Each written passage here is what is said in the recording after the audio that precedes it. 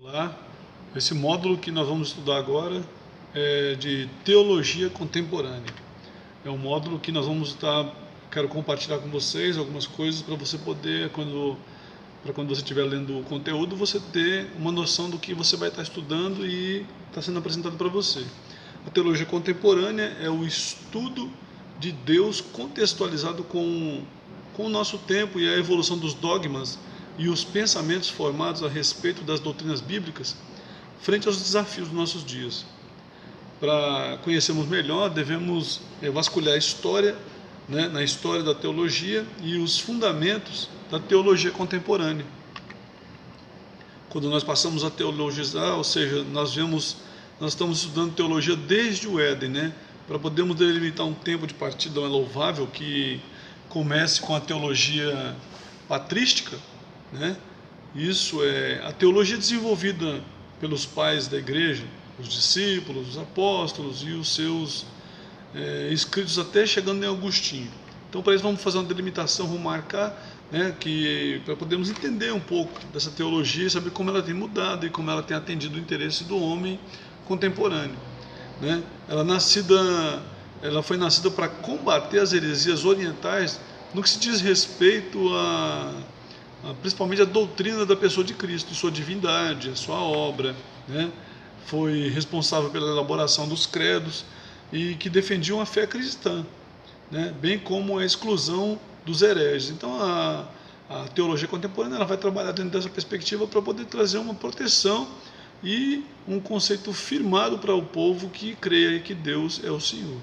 Aquino entendia que o homem ele poderia encontrar Deus pela razão e assim desenvolver uma teologia natural, ao casar a teologia com a filosofia, o Tomás de Aquino.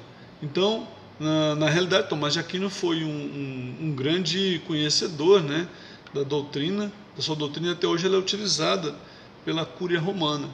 Se você pensar bem, Tomás de Aquino era um homem que muitos de nós lemos muito mais do que ele, mas acontece que ele foi muito mais eficaz do que muitos de nós, que lemos muito mais do que ele, Então a sociedade estava mudando, a igreja desse tempo não acompanhou as mudanças, como diz também o John Landers, a respeito que ela não descobriu recursos para manter diante das novas realidades, porque a igreja, os tempos mudam, os tempos mudam e a aplicação da realidade bíblica ela muda também. É lógico que você não vai mudar a palavra de Deus, mas a forma de aplicar, a forma de trabalhar com o povo, a forma de orientar o povo dentro dessa questão, ela vai mudar também, senão a palavra de Deus ela é flexível, por isso que ela não caiu em Jesus, ela não morreu, porque ela é viva, assim como as línguas, quantas línguas hoje, até a própria língua que a Bíblia foi escrita, que muitas dessas letras que não foram traduzidas, elas caíram em Jesus, mas a própria palavra de Deus não. Então a sociedade feudal, que era composta de três classes, os nobres, os clérigos e os camponeses. Nesse período desse início, com a volta da paz, as cidades voltaram a crescer, pararam de morrer as pessoas, porque o povo virou tudo camponês, então parou de morrer, e com elas voltaram a crescer, os comerciantes, os artesãos, voltaram a aparecer, e os novos moradores das cidades não eram nem nobres nem camponeses. Eles nascem em uma classe média que vai ficar conhecido como burgueses, Os comerciantes tornaram-se ricos, mas eles não tinham título de nobreza. Tanto é que você vai ver lá na história da Revolução Francesa eles lutando por espaço político, buscando conhecer os escritos de Virgílio,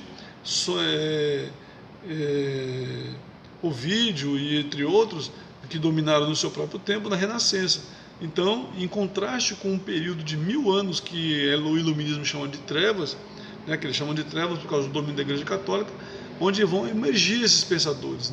Os humanistas eles não rejeitam o cristianismo e a religião.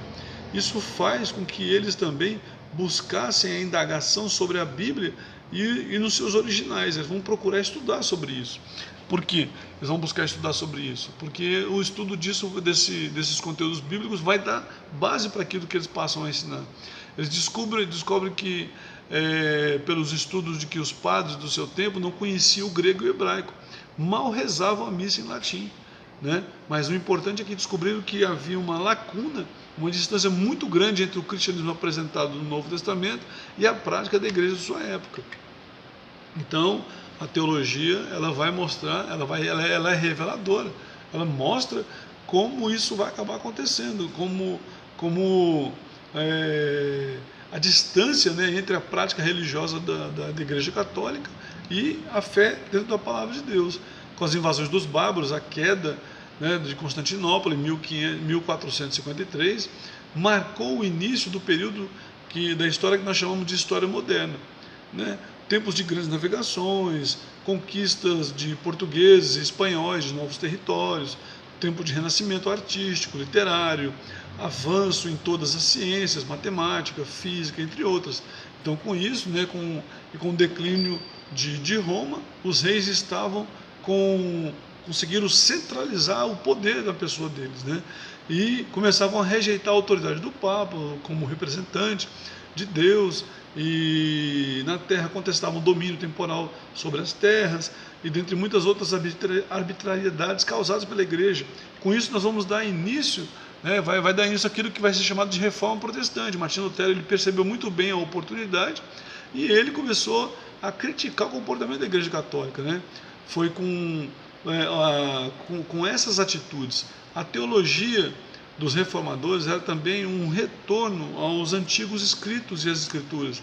O período de Tomás de Aquino ficou conhecido como o período escolástico ou tomismo, né, que foi do século XIII ao século XV. A reforma protestante, ela vai romper com essa filosofia escolástica, né, e voltou-se para a palavra, voltou a estudar a palavra. O lema dos reformadores era aquela famosa frase que se usa muito hoje, né? Sola Escritura, sola Cristo, sola Fide, sola Gratia e sola Dio Gloria, né? Que está em latim. Então, após a reforma, o período de 1618 a 1648 ficou conhecido como a Guerra dos 30 Anos. Somente entre os alemães calcula-se que morreu 1/3 da população e começa então a questionar o valor da religião. Qual era a importância da religião, né? Depois de 1000 anos de treva, lógico que esse termo 1000 anos de treva não é porque esse período da Igreja Católica foi 1000 anos de trevas, mas 1000 anos de trevas é um termo usado pelos iluministas, né, que com a tentativa da restauração desencadeia um genocídio que jamais foi visto na sociedade cristã. Então inicia-se a busca para solucionar problemas de guerra. Contudo, eu estou falando para vocês fazendo um relato desse período, né, desse período já quase contemporâneo, desse período aí onde vai mostrar esses acontecimentos para poder se estabelecer, né, a ideia antropocêntrica capaz de mudar a história e dar um novo rumo à humanidade sem Deus. Na verdade, não era que seria a humanidade sem Deus. Hoje nós traduzimos de uma forma equivocada, onde a igreja não vai mandar no homem mais, né? A igreja não vai mandar no homem mais. O homem pensa por si só. Ele, na verdade, não estava rompendo com Deus, ele estava rompendo com a igreja, né, por causa do controle da igreja. Então, dentro desse período, né, no período da teologia contemporânea, do período contemporâneo, que nós vamos estudar como volta-se para a palavra, começa a usar alguns pensamentos que vão surgir para defender o seu pensamento teológico, vai surgir o agnosticismo, a analogia da fé, antropologia teológica, calvinismo, né, Conselho Mundial das Igrejas, deísmo, né, dialética, eternidade, evangelho social, evangelicalismo, existencialismo, fenomenologia, historicismo, humanismo, idealismo, o iluminismo, como eu já havia falado, né, liberalismo, metafísica, mito.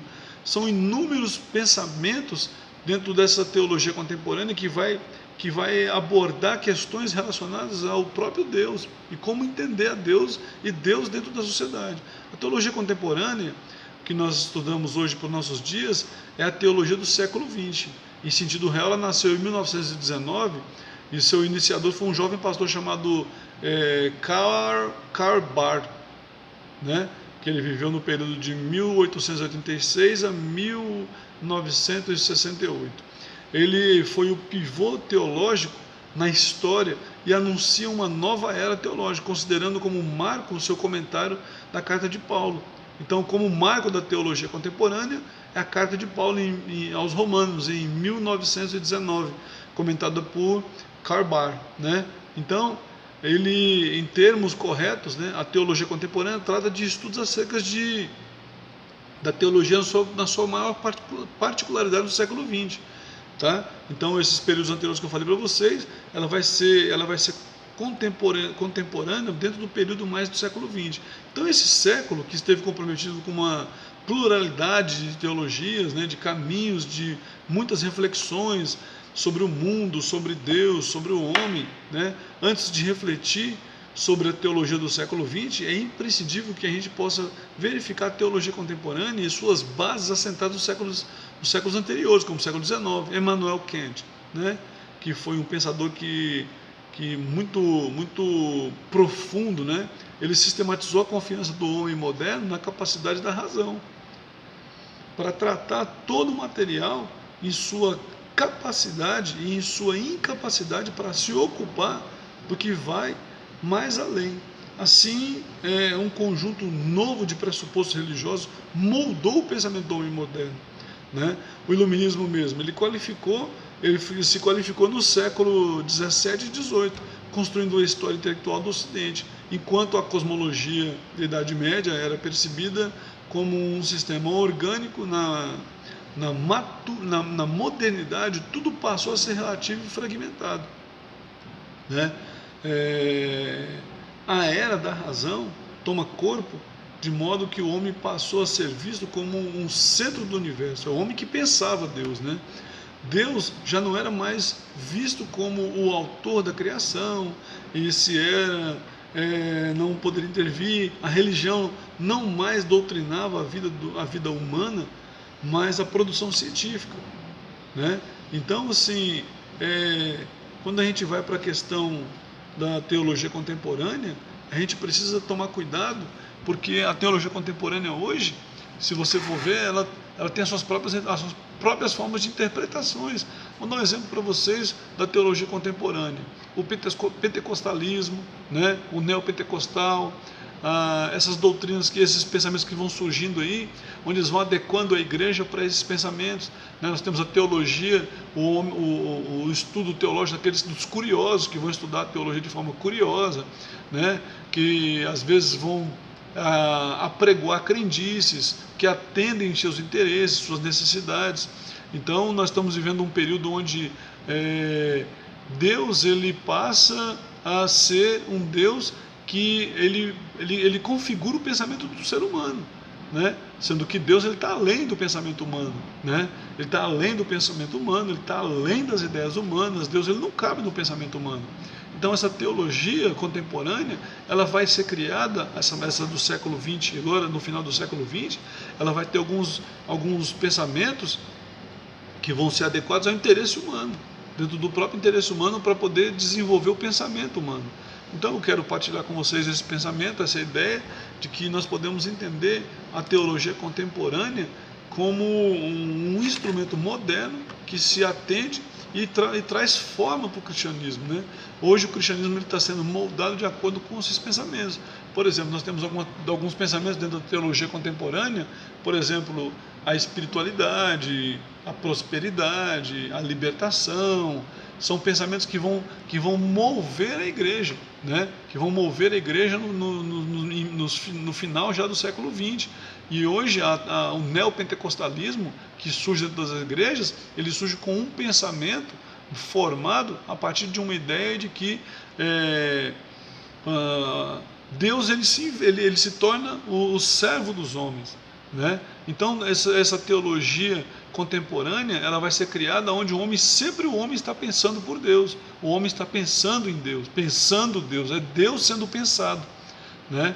Então houve um rompimento do homem moderno com a igreja, mas o homem não deixou de pensar Deus, para que possa atender os seus interesses. Então eu espero que você, quando estiver lendo a apostila, lendo os textos, você possa compreender melhor essas questões, para que a palavra de Deus possa te dar um entendimento da qual ela não perca o sentido do Espírito na sua vida.